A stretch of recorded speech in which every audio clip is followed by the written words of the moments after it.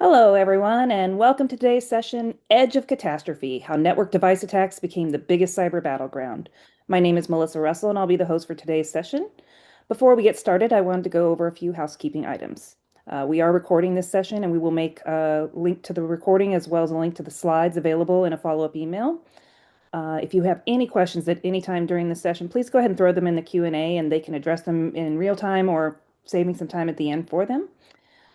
Also, if by any chance you would like to have a certificate of attendance that you could use for submitting for CPE, just please reply back to me and I'll get you one as soon as I can.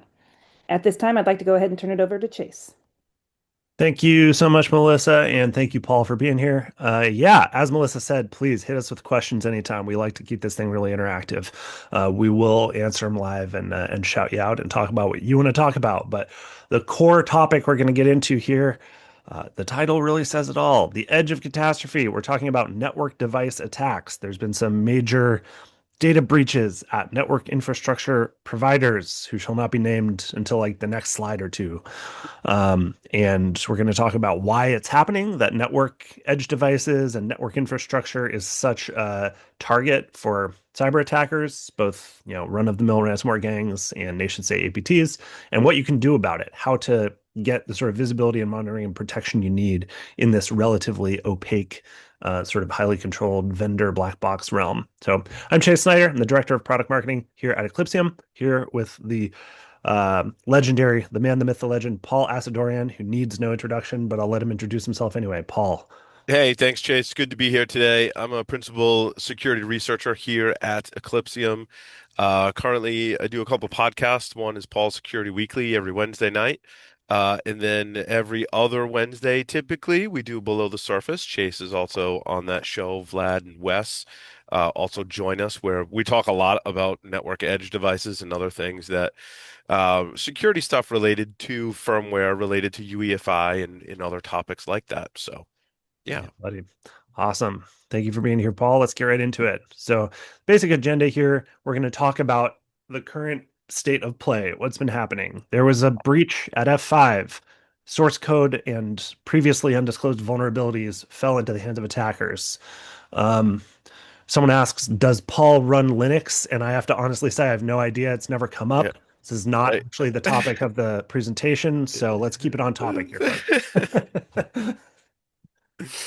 JK, I think he might. I don't know. He'll have to confirm. I, Um, I'm obligated. It's in the unwritten contract with Linux. I'm obligated to say I use Linux. so yeah, we're talking about the recent breaches, both breaches of companies and also just vulnerabilities that have been actively exploited, 0 days against network edge devices, and just why network edge devices are so targeted. Why are the adversaries going after this part of the technology infrastructure? And then finally, how to defend against it. What do you do? So just to drive home the seriousness of this trend, like M Trends is a report that Mandiant puts out about their investigations that they get called in for. They got called in for the F5 breach. They get called in for hundreds. This is what they do. They do incident response and investigations for these giant breaches. In the most recent report, they said that 33% of the incidents they investigated started with an exploitation of a vulnerability as the initial access vector. And the most frequently exploited vulnerabilities were this CVE 2024-3400, PAN-OS Global Protect, so Palo Alto Networks, I think the VPN concentrator. And then we have Ivanti, a name that's in the news a lot, and then a Fortinet product called FortiClient EMS. Network edge devices were it's the top thing that attackers are targeting, and that's represented in the Verizon DBIR data breach investigations report too. Their most recent one, they said 34% increase in vulnerability exploitation for initial access and an 8x increase, 8 times, 800%, 8 times as much as the previous year, targeting of network and edge devices. Okay, that is a massive growth. And you can see in the chart here, the exploitation of vulnerabilities line is going up. It's almost caught up with credential abuse. So that's like a total flip the script situation. For a long time, we've been in this sort of paradigm where attackers don't break in, they log in, right? They buy credentials on the dark web, they log into your environment, they don't need to exploit vulnerabilities. That's clearly totally changing right now. And that's going to have to lead to a paradigm shift in how security teams and security product vendors approach the problem. Yes, sir, you will be able to get a copy of the slides We got a question in the Q&A about the copy of the slides. Yes, you absolutely will. Um, okay, one more little stat hit. This is from a cyber insurer report. Under underemphasized source of awesome data. Cyber insurers know the reasons that their clients are filing claims for, and also they know the amount of financial damage that was done by the claim. So they have a lot of data that maybe nobody else has about the impact of cyber attacks and what kind of cyber attacks are happening. And this one from at Bay Cyber Insurance Report um, noted that email and remote access were the biggest sort of vectors for cyber attacks, but they specifically noted that organizations using VPN solutions by Cisco and Citrix were 6.8 times more likely to fall victim to a ransomware attack. And businesses using on-premise VPN solutions were correlated with a 3.7 times higher likelihood to be a victim compared to businesses using cloud-based VPN or no VPN detected at all. You know, Literally I having love these. I love this stat. You know, my former neighbor used she sells insurance, and we were chatting one day, and she said, you know, people are trying to register or insure Kias. And she's like, some of the insurance premiums were like really, really high. And I'm like, oh, that's because they don't have immobilizers. And she was like, what? They don't have what? And then I had to explain the Kia boys and how easy it is to steal certain model year Kias whose insurance now has gone up. So if we take that analogy and we go to organizations using VPN solutions such as Cisco and Citrix, are 6.8 times more likely to fall victim to a rent. Does that mean the insurance is higher? Your premium is higher if you have a Cisco or Citrix VPN? I don't know. Maybe. I would bet that's how insurance adjustment works, right? Right, You have right. higher risk. When you have higher risk, you pay more for the insurance. There was a period, Exactly. maybe 1 or 2 years ago, when you just couldn't even buy cyber insurance against ransomware anymore. And I learned, okay, this is a divergence, but it's too funny. So the Louvre, the art museum in France, right? There was a big Yeah. jewelry robbery. Those jewels were not insured, and they don't insure jewels and stuff like that because it's too expensive. It's like $100 million worth of stuff to insure it, and they think that they think the likelihood of it being stolen is low enough, Hmm. and the cost of insuring it is too high that they just don't, and they choose to try to protect themselves. And that's like, I feel like there's a lesson in there for cybersecurity, Yeah, for right, cyber right. insurance. Yeah, But 100%. okay, so let's dive into the first sort of case study that we're going to talk about. F5 was breached, their source code and vulnerabilities were leaked. Attackers had access to F5 engineering environments for 12 months, according to reports, maybe more, that's kind of speculation. There hasn't been Mm. a full, there hasn't been a full detailed blessed by F5 post-mortem of the whole event. And there may or may not ever be. That might be sort of like revealing too much about how it worked. Um, but ultimately, vulnerabilities came out that hadn't been disclosed or patched yet. Kudos to F5. They did very quickly patch them. They honestly responded really, really well to this whole situation, but it still like creates this, if I'm an F5 customer, of which, many giant global multinational enterprises are, I'm rattled about this because I have gear in my environment that a nation state APT might have the source code and they could be using like Claude code to go find vulnerabilities in it to use against me right now. And so I'm like really re-examining the security of my F5 footprint and probably my network infrastructure in general. Paul, what's your take here? Like what are you doing if you're an F5 shop and this news comes out? You roll out the patches probably, and then what? What does your next 6 months look like after this, or longer? Yeah. My two concerns with this, if I put my enterprise defender hat on, are one, threat actors were in your network for 12 months. That means that any software or devices coming from F5, in my opinion, should undergo extra amounts of scrutiny to detect any backdoors, vulnerabilities, threat actor behavior, just given the circumstances of the extended amount of time that threat actors were dwelling inside of F5's network. My other concern is F5 was working on how you have the number of how many? Um, 43 advisories covering 44 CVEs that were released as a result of the breach because that information about those 44 vulnerabilities fell into the hands of attackers. F5 decided to push out those patches. Now, the question is, what's the quality of those patches, right? Like, were they going to release them? Obviously, they were going to release them anyway, but were they going to release them in batches? Had they completed testing? Had they completed regression testing? So now I'm rolling out these patches in my mind that carry a higher operational risk given the circumstances here. So as a result of all of that, you got to be super diligent about applying patches and monitor very closely, not just for security risk, but also for operational risk as well.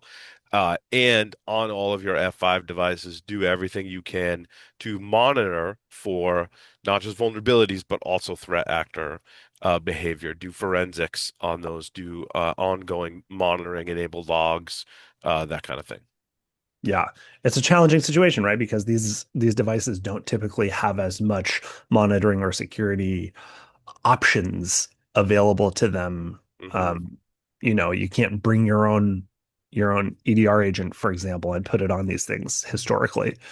Um, Okay, another one that happened this year, just another sort of more wood behind the arrow of this argument that the network is the new sort of battleground for cybersecurity, for cyber attackers. These Cisco ASA devices were targeted.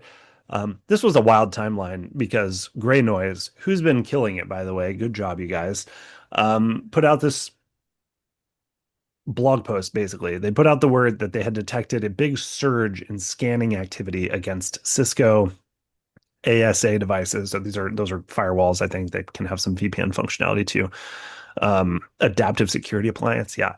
Yes. So they were like, oh, these things are getting scanned all over the internet. That might mean that there's a big cyber attack coming. And then lo and behold, like 2 weeks later, there was a wave of attacks against these devices. CISA issued an emergency directive, Directive 25-03, telling all civilian agencies of the US federal government that they have to patch this thing really quickly. It was a super short timeline, and retire any end of life or end of service Cisco ASA devices that they had in their environment.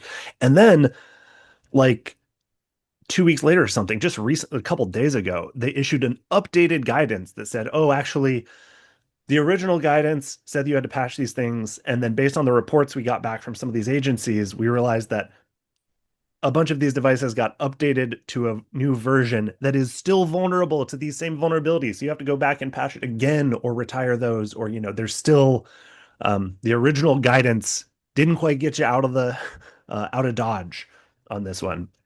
Mm. So, I mean, Yeah, it's interesting. We actually saw the spike. So Gray Noise observed the spikes in August. I went through their data for September and saw the same spike. So threat actors were actually starting in August, continuing into September, enumerating these devices on the internet. And then it was October that we had the I told you so moment that there were actually remotely exploitable, very severe vulnerabilities in those ASA devices.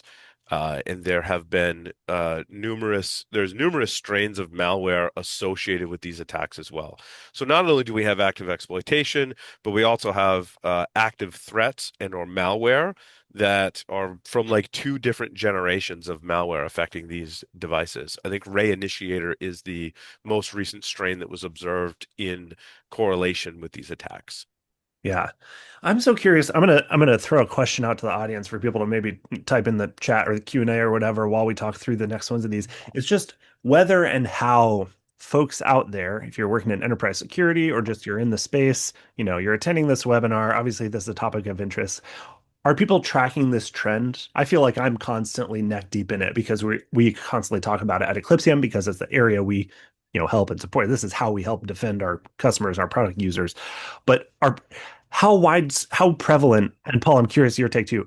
Yeah. Do people understand the size of this wave and the severity of this wave of network device attacks? Like, is this widely understood that this is like a tsunami washing over the enterprise? Or is it, these stories come out, there's constantly this barrage of news stories about all kinds of cybersecurity stuff. Does it get lost in the noise for people, or do people know and they're dealing with the fact that it's like every major vendor is having this just like constant rolling vulnerabilities and attacks against them in this network infrastructure space?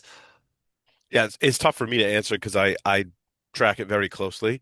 Yeah. So my answer is kind of biased. I have spoken with at least one CISO about this topic, and he and his team are and this was like a year ago, hyper aware of this problem and actively seeking to change vendors to have a more resilient network against these attacks. Yeah, for sure. Okay, we had someone respond in the chat. Thank you. Let's keep it, yeah, keep it lively in the chat, folks. We love to talk with you guys in the audience. Someone said, aware, but it's a big ship and takes a while to turn.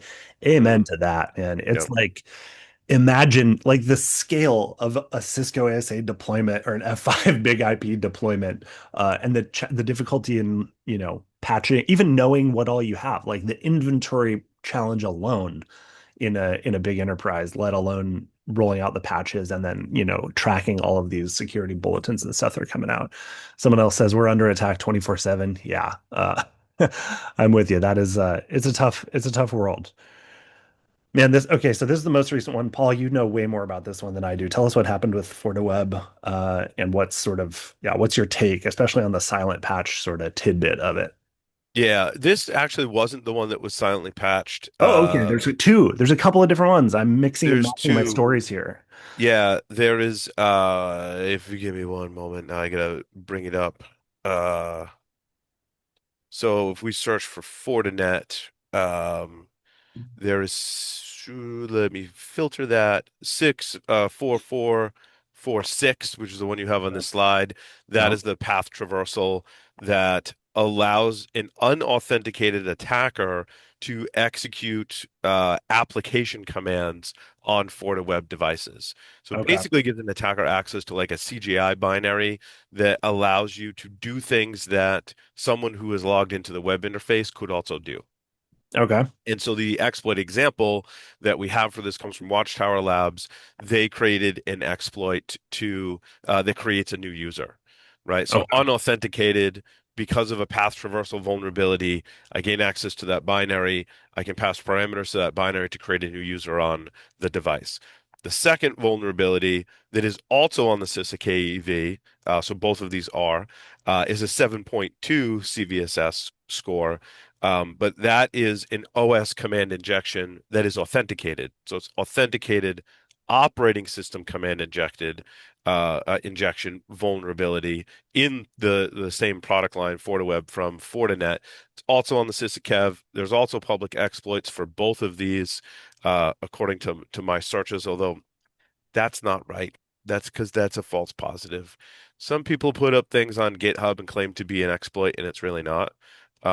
So I was, Exploit squatting. yeah, they're like exploit squatting in GitHub. But so what is most interesting to me about this whole situation, other than the fact that CVE 2025 58034 was the one that was trying silently patched by Fortinet, which we can debate that, but it's the combination of these two. So the attack chain goes, if you're vulnerable to both of these, I, as an attacker, I use the exploit that's public to create a new user. Then I log in as that user, and then I exploit the OS command injection. Now, as an attacker, I have access to the underlying operating system that the system runs on. I'm not sure if that gives you root level access or not, if the web server actually runs as root. I'd have to dig into that, but certainly if you have FortiWeb products in your network, they deserve some scrutiny. In the past 30 days, of all the patches that were released from major enterprise network edge device vendors, these two are the most critical that I've observed. Man, that's brutal. Yeah. Okay. So it is, a meaningful part of my job to track these things. And I even munged it up and I put the wrong CVE on this slide. That's, a testament to just the the pace and the difficulty of tracking all of this new stuff that's coming out. I'm sure the people who are on enterprise security teams are tracking more closely than I am effectively. But Right. dang, man, I don't, what do you do? Hmm. You got to patch them, right? You got to patch them. Exactly. You got to roll it. You got to roll out the patches. Oh man. Okay, Paul, you got to keep talking about this thing. This is cool. I loved Oh yeah. learning So about this. this hasn't been released yet. I need to seek permission to get this tool released. But given the questions that I ask of the threat landscape every single day, and the questions that get asked of me to analyze the threat landscape. I needed a tool to analyze the open source vulnerability data that's available today. And that comes in many different forms, right? You've got the NVD database, you've got the CVE database, you've got various exploit and enrichment databases, such as CISA's Vulnrichment. And the question is, sometimes in the last 30 days, what are the most critical vulnerabilities from Cisco, Fortinet, and a whole list of other vendors? Well, I ended up vibe coding a tool to help me answer some of those questions. And you can see some of the output from the tool that lists the results of, hey, there was a CVE. It's a 9.8 CVSS score. I do a lot of aggregation of CVSS scores. Some CVE entries can carry four or more CVSS scores that are scored by different data providers and scored with different versions of the CVSS scoring system. This one, fortunately, comes from the CNA with a 9.8, which is a really high score. And so the fact that it came from a CNA, usually CNAs rank their own vulnerabilities lower, right? I mean, that's just an incentives-based system, right? If they have control and it's their own vulnerability, they may rank it lower than someone else. But Fortinet ranked this as a 9.8, which is high. You can see it's on the CISA Kev, and there's an exploit available for it. The CISA Vulnrichment data, also says, yes, we know there's an active exploitation. It's automatable, and there is total technical impact. So they give you even some more enrichment data, all of which I take into account, and I can say we should need to go patch this immediately, right? Yeah, super potent. We were talking the other day about how the OWASP top 10 had been updated and they analyze a lot of the same data, right? Yep, And they map their sort of top 10 list down to CWEs, different than CVEs. I think this right. time, so they hadn't updated it since 2021. Now it's a 2025 update, 4 years. The previous one was 2017. And they said that in 2017, they had 30 CWEs, common weakness enumerations. Um, and then in this 2025 one, they have almost 600. So the number of CWEs that they are working with has 10x since 2017. And then there's like 225,000 CVEs, and they specifically talk about how the risk scoring, the CVSS score from version 2 to version 3 to version 4 has changed so much that it's extremely difficult to reconcile them and yield just like a total impact score and a total exploit score. And they essentially did not incorporate CVSS 4.0 into this version of Right. OWASP Top 10 because it was just too complicated to Well, monkey.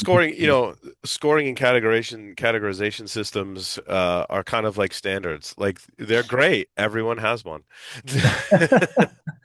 Yeah, we need a standard of standards, one standard Yeah, to rule them all, and in the darkness bind them.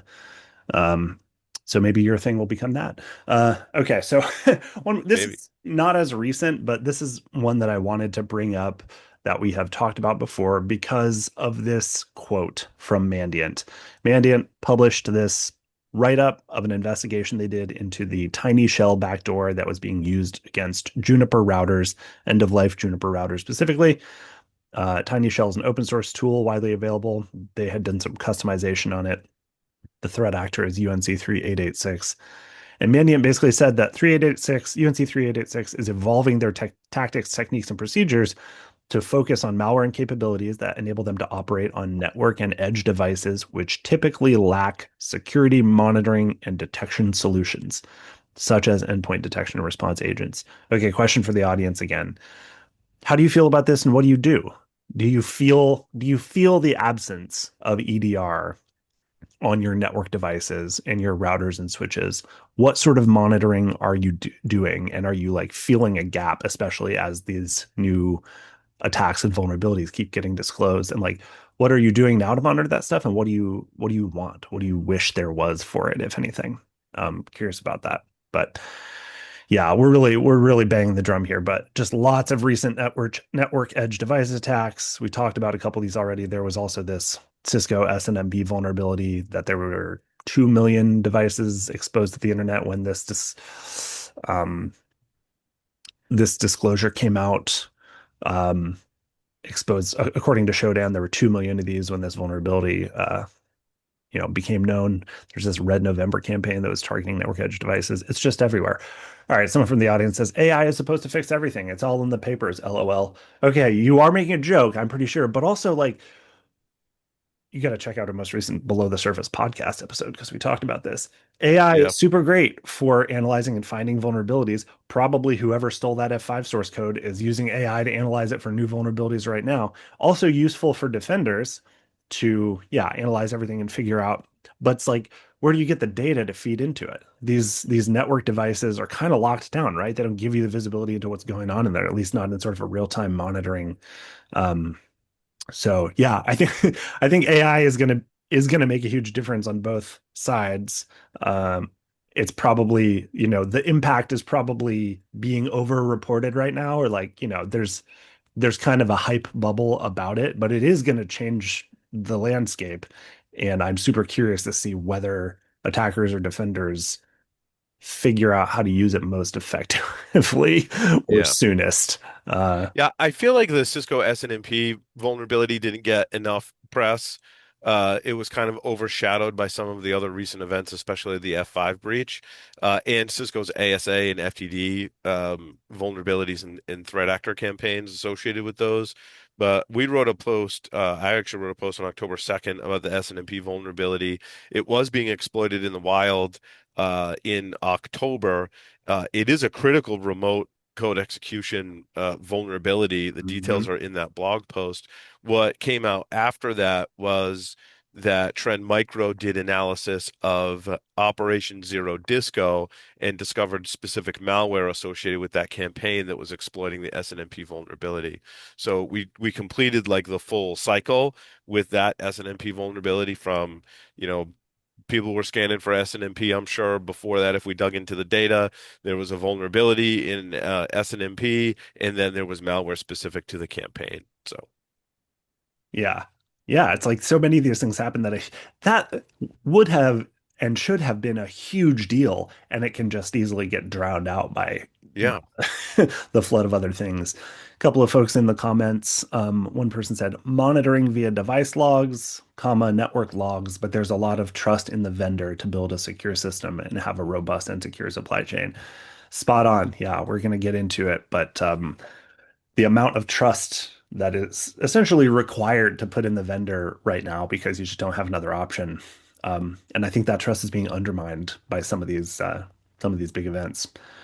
This is our network device threats timeline, just showing, we're talking about the recent ones that happened like in the last 2 months right now. But this goes, you know, the last couple of years have just been a flood of these network device focused attacks. But even going all the way back, we have in 2005, there was the first Cisco rootkit, and it's just been going up from there. Mhm. Why do bank robbers rob the bank? Because that's where the money is. Why do cyber attackers go to the network? Because that's where the unmonitored backdoor slash total access to the enterprise environment is, I guess. Right. Okay. Transitioning from talking about the current threat landscape and what's been happening to exactly what our attendee who commented was just talking about. What's in the box? There's a lot of trust in the vendor. How do you see what's in there? What do you know is in there? And what we've seen historically and still today is that on endpoints, on a Windows device, on a workstation, you have BitLocker, you've got a hardened OS, you've got vulnerability management agents, you've got EDR, you've got automated patching. There's a lot of security on there. For a network device like, a firewall or a router or switch or a big IP, application delivery controller, you kind of just have to trust them. And often those devices are, just running Linux, some flavor of Linux under the cover. They got a whole OS as the kind of embedded operating system in there, and there's just not a lot of security instrumentation. Um, and that is part of why these attacks are getting so much more severe. Historically, network firmware was proprietary. It might have been a little hard to exploit, mostly undocumented, kind of hard to persist. Today, network device firmware is a full operating system. It's mostly Linux or FreeBSD, maybe some hypervisors and Kubernetes, lots of third-party dependencies, We talked about the updates to the OWASP top 10, and software supply chain failure is now the third item on the OWASP top 10. And they specifically talk about these third-party dependencies that either are not being updated or continue to be supported, or that you have no control over or even visibility It, into. it's interesting. I think the adoption of Linux on these devices has also led to some of the vulnerabilities in associated threat actor behavior because Linux is so ubiquitous. Everyone knows, threat actor can easily look up techniques to exploit and persist and do C2 communications on Linux. And so the adoption of open standards and open source software, I think, has helped lead to that. Also, I think threat actors using AI has led to that as well. They can more easily create tradecraft toolkits and tactics, TTPs, right, based off of that. They can analyze source code, I think, much more easily to detect vulnerabilities using AI. That's my Yeah, theory. 100%. And yeah, this is a quote from Will Dorman, but vendors should have a stake in this. Like the lack of visibility into these things prohibits security research. There was a recent research put out by some researchers at NVIDIA, which was really fantastic, about baseboard management controller vulnerabilities in NVIDIA systems. Mhm. And so BMCs are foundational, they're in all servers, they're in every data center, every enterprise, every machine has this thing. It's this low-level component that has a lot of access and control over the device. And they said that their these are NVIDIA researchers researching the BMCs that are in NVIDIA technology. And they said the research was hampered and was difficult because they didn't have direct access to the code, the source code and the firmware of the BMCs. So like if they don't have it, what's an enterprise, sort of stretched thin enterprise security team dealing with these kinds of low level component vulnerabilities supposed to do? Um, So yeah, just the overall challenge of there not being a lot of visibility offered into these devices. That is largely probably the reason for attackers to be going after these types of devices so significantly. Okay. So now we're kind of switching into what Eclipsium does or how Eclipsium can help. This isn't going to be as much of a sales pitch, but it's like we think that we have some value to offer in this area to help folks secure their network devices or provide some visibility into it that is not easily available through other mechanisms, or is complex to get. And so we'll try and keep it not super pitchy, but we just want to, offer up a notion of how things could be done. So, one thing that we have been developing our capabilities on is extracting S-bombs, F-bombs, so firmware bill of materials, and H-bombs, hardware bill of materials, to detect and the ability to detect threats in these network devices. I would be super curious. I am so grateful to y'all in the audience who keep responding in the chat. That just makes it a lot more fun. Do you have an S-bomb program? Do you get S-bombs from your vendors, particularly your network vendors? And if so, what do you do with them? You just sort of like keep them somewhere and they check the box because you have to have them. What about firmware and hardware bill of materials? I know recently there's been new regulations like the EU Cyber Resilience Act that are starting to require organizations all along the supply chain, anyone involved in bringing a digital product to market is the phrasing that they use. Has to have S-bombs, has to provide S-bombs downstream to their customers, and has to report vulnerabilities both upstream to their providers or where they're getting their stuff from and downstream to their end users. And that if you don't do that, it can come with fines and have financial repercussions and legal repercussions for the company. So that regulation, I think, is not going to be fully enforced until December of 2026. So folks have a little while, but I think it's a pretty big change in how folks are going to have to handle S bombs and F bombs and H bombs. Firmware is software. Um, and like GDPR, while it's like a EU regulation, um, you know, anybody who's operating in that theater at all is gonna have it's gonna affect you. So yeah, Eclipsium is able to use essentially authenticated scanning to extract a lot of detailed information about the hardware and firmware and software and components inside of these network devices, and then conduct analysis to detect threats and sort of track the baseline so that if any sort of components or any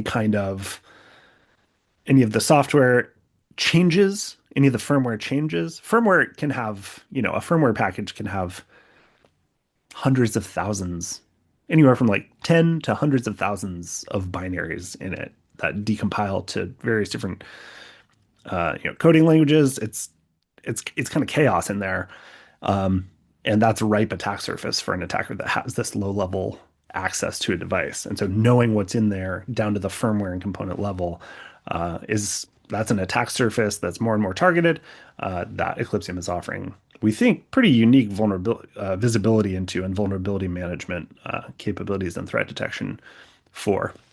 Someone in the chat just said, no, it's pure chaos. We have requirements for S-bombs for internally built apps, but no one wants to build them. Yeah, no one wants to build them. Nobody outside there wants to build them either. It's a challenging thing to do, but it's just like with these new regulations, particularly the EU CRA, but also like anybody in the defense industrial base, it's about to get a lot harder to avoid having to do S-bombs. So knowing how to do it right, especially for these challenging technologies like network stuff, yeah, it's gonna be tough. So we're working on it. I don't know, Paul, what do you think is the future of this? What trajectory are we on as an industry in as far as increasing visibility into these network devices and just the importance of not only having but actually operationalizing S-bombs, but just also this level of visibility into this heavily targeted network infrastructure sort of realm? Yeah, I think with bills of materials, unless vendors get mandated to create them, they're not going to do it, right? We've been talking about S-bombs for several years now, and I don't see major network appliance vendors incorporating an S-bomb along with their products, right? And I just don't want an S-bomb. I want an F-bomb. Um, I want to know what software has been trusted in the root of trust on those devices in a bill of materials as well, because all of this helps identify potential vulnerabilities and in our networks, right? Yeah, So. 100%. Yeah, and I think the onslaught of attacks is going to continue until we can provide more resilient devices and help enterprise defenders make those devices more resilient. Short of new hardware and new software, you have to add on other software and other compensating controls to harden these environments. And until that happens, we're going to see this trend continue. Yeah, totally. Why wouldn't it? Mhm. Someone in the chat says binary hash of all OS components must be validated. Do you provide that option? All boils down to who do you trust? Okay, who all boils down to who do you trust, right? So even if you're getting S-bombs from your vendors, that's the same vendor that's sending you the technology. What are you going to trust the S-bomb but not the technology? It's like there's definitely a root of trust issue. But Paul, you want to take that first bit? Let's talk about binary hashes, OS component, and validating the binary hashes of OS components and below the OS, to be clear. But what's Yeah, we do that on the back end. I'd have to ask and see if you could download that. I know that we do generate S-bombs for most of the firmware and software that we collect in our platform. And I know on the back end we do hash everything. And so while I don't think you can download a list. You can enable like this knowledge-based kind of track changes detection. So for any given piece of software that's collected in our platform, a bootloader is a great example. A UEFI BIOS is a great example in that. So what I do for my systems is I monitor the bootloader, right? And then I tell it, I say, on an ongoing basis, just take a snapshot now of the bootloader when I know it's clean, and then tell me if it changes over time. So those capabilities are built into our platform. Yeah, that's what we're talking about with the sort of integrity monitoring, right? Is that if we have all of these all the way down to the individual binaries, of which there's could be a wide range of numbers of them. We have all that hashed and we're comparing it so that if a single one of those components inside of your firmware of your device that you have actually in operations, if one of those components changes, it's like if one of those components changes and the rest of them don't, and you didn't update the firmware, strong signal that, Mhm. you know, could be a threat actor or something else is really going wrong. Definitely warrants investigation, though. And so that kind of granular visibility can really give you an early warning that there's something you need to deal with. Pwning will continue until security improves. Mhm. That is so true, anonymous attendee. How would that be accomplished in a real-time environment? I mean, we're doing these authenticated scans. You can do those scans. Sort of Eclipsium also works on endpoints, so we just have an agent we can put on there and extract this data and send it back up to our environment, and then basically check it against your what we see in your environment against the hashes of the known good binaries and let you know if anything's changed. So that's, you could do a scan every day or every month or every, whatever schedule. Kind of depends what you mean by real time. I'm not 100% sure if I'm answering your question, but if you want to offer a little more detail, how would which part of this be accomplished in a real time environment? I would love to answer that. Yeah, we do that for network devices too. If you log in, we do integrity validation as well. Yeah. And yeah, this is sort of part of how that works is that we extract this data, we get the golden images of the firmware, and we scan the firmware in the operational environment, and we update it to our system, which is called automata, or some people say automata, and we do all this analytics on it, and then it does a deep analysis of the binaries. So it's not just we do have a huge reputation database, like I don't know, millions and millions, Mhm. 12 million plus, I think, um, binaries that we're checking it against. But then we're also decompiling, disassembling, emulating, we're using all of these different analysis mechanisms to find threats or behavioral challenges inside of the firmware. And what that lets us do is, track the exact attack tactics, techniques, and procedures that are being used in these major APT campaigns that we've seen. Last year and early part of this year, and even still, the sort of Typhoon family of attackers have been majorly in the news. We hear about Salt Typhoon targeting, in particular, global telecoms operators at the network level. I think it was Salt Typhoon that got into the U.S. National Guard networks and was in there for like a year using network device vulnerabilities. And by providing this level of visibility and integrity monitoring, we're able to, track and detect those techniques that these Typhoon family of attackers are using against network infrastructure inside of critical infrastructure type of organizations like telcos and defense and energy worldwide. So yeah, it's a real blind spot. It's a real challenge that I think a lot of folks are looking, and I mean, I'm not glad that these attacks are happening, but I'm glad that awareness is rising about this under-monitored attack surface, I guess. Yeah, I'm seeing. So, okay, we had the question, how would that be accomplished in a real-time environment?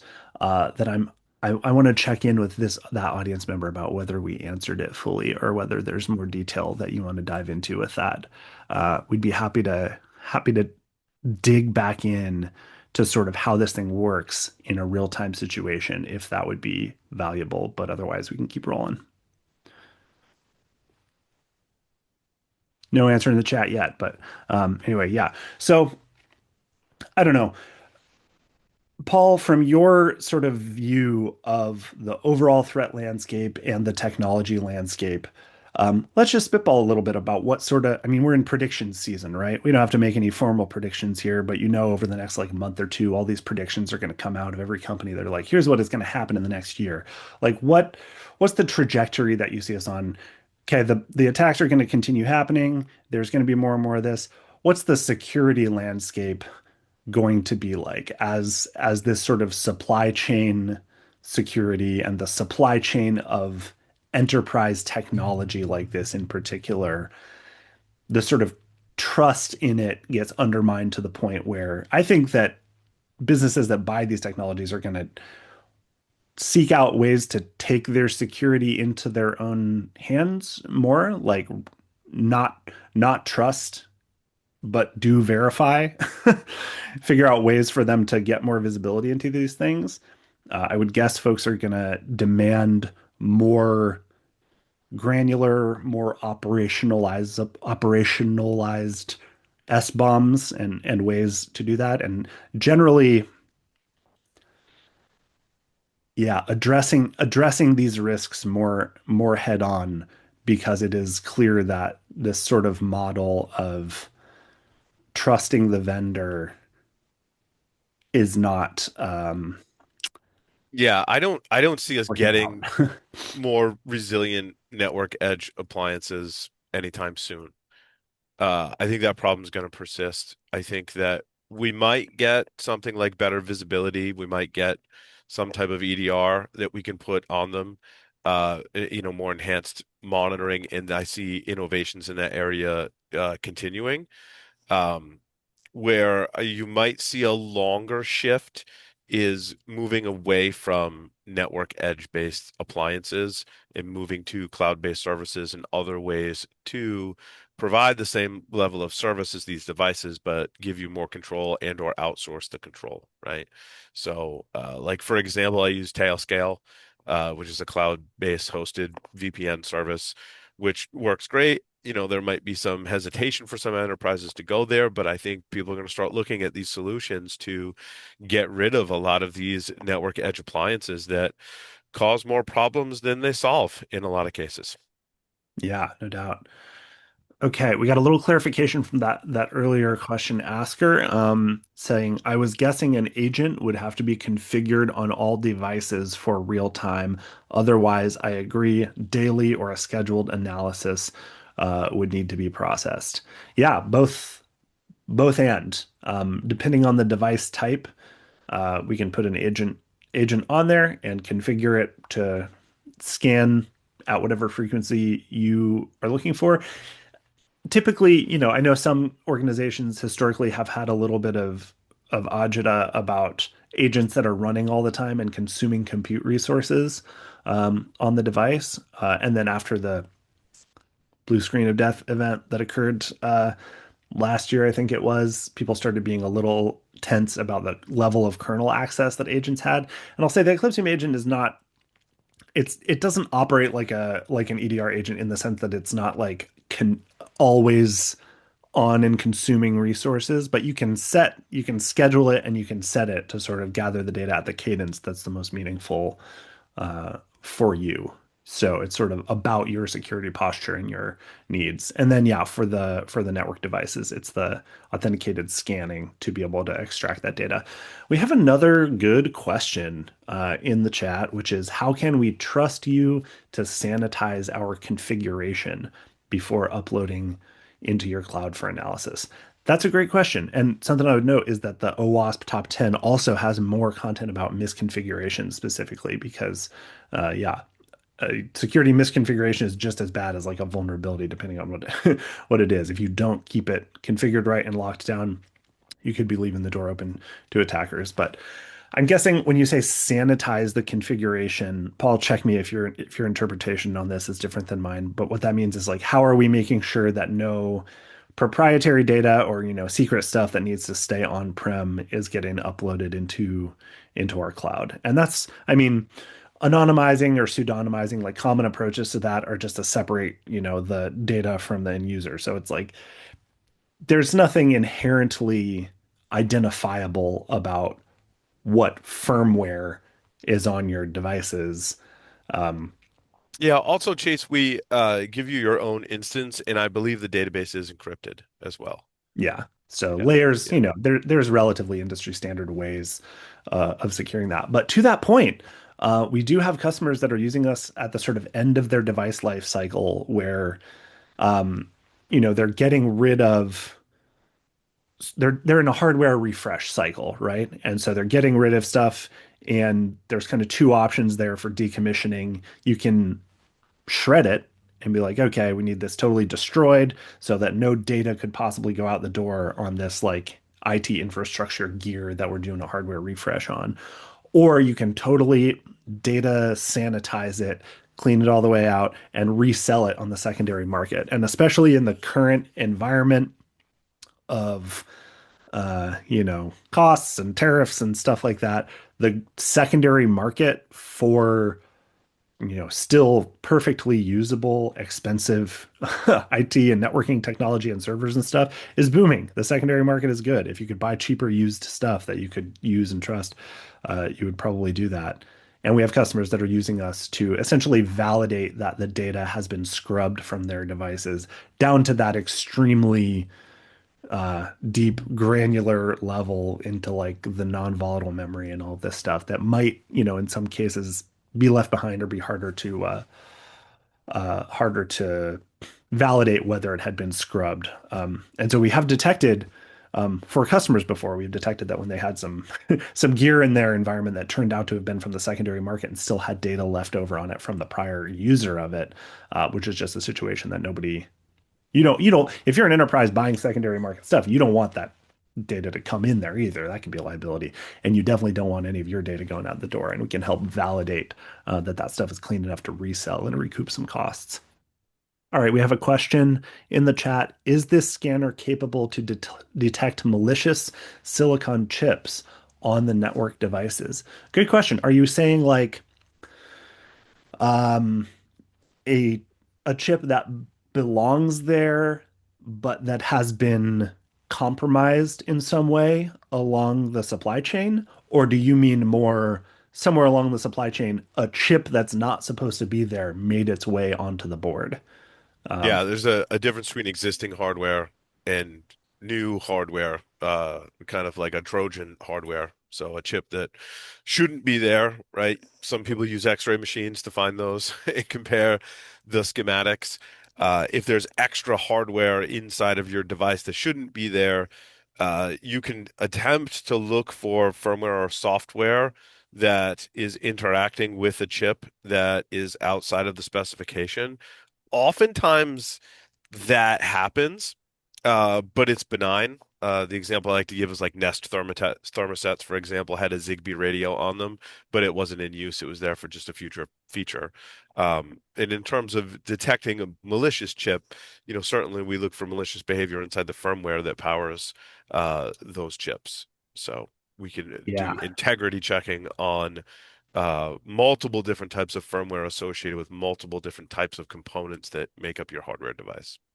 Yeah. Yeah, totally. Okay, so the person that asked this question clarified a supply chain attack component supposed to be there. So I think that Yeah, means yeah, when there's a component that is a normal part of the hardware bill of materials, but it has been in some way compromised, where the firmware has been modified or there's been a backdoor or an implant introduced into it, that is exactly what this is built to detect. That is like correct. the core use case of the scanners to detect those kinds of things that would not be likely to be caught by like a vulnerability manager or an EDR agent because those are just looking at different areas. The EDR is looking kind of at OS user land um, above, not looking this deep, and the vulnerability managers are doing, mostly matching against known vulnerabilities. They're not necessarily going to catch a backdoor or like a tampering situation that deep inside the system. So yeah, that's exactly what we do. That was a great question. Thank you for that. So we have an ebook that we just put out called Eradicate Hidden Risks in Network Edge Devices: Critical Insights for Security Leaders. This is, it has a lot of the stuff that we've talked about, but goes deeper into just the nature of these threats, the tactics, techniques, and procedures that adversaries are using to break into and live off the land inside of network edge devices, and also more information about how to get compensating controls, how to mitigate these risks, and then finally how Eclipsium can provide you more of that visibility down at the embedded OS and component level to be able to detect these threats that would be unlikely to be caught by the other systems that are sort of more focused on other areas of the IT infrastructure. So go download that ebook at eclipsium.com. It's easy to find. Google any of these words, and we'll send out. We'll include a link to that actually. So a couple of people asked up front if you would get copies of the slides. Yes, you will, and we'll include a link to this ebook as well if you want to download it. And if this seems interesting, you're curious about what this could do in your environment, what Eclipsium could do in your environment, we've got a self-guided product tour on our website, or you can schedule a demo and get one of our engineers to actually walk you through what it would look like on a more customized tour for you. So I think that's all I've got. Paul, you have anything else any other points you want to land about this, or we'll give the audience one last chance to chime in before we wrap? Yeah, no, I'm good. Awesome. Cool. Thank you so much, everybody, for being here. Thank you, Paul, for having this conversation. And I really appreciate everybody who chimed in the chat. Is always just way, way more fun and interesting to have this be a conversation with the audience. So thanks for everybody who chatted. And you'll get an email with the slides and a link to this ebook soon. And I'll hand the mic back to Melissa. Thanks, everybody. Thank you again, Chase and Paul, for another great session. And as Chase said, you'll be getting an email from me with the links to the slide and the recording just as soon as we get all that processed. And thank you again for joining us, and we hope to see you on the next one. Thanks, everybody. Thanks, everyone. Bye, y'all.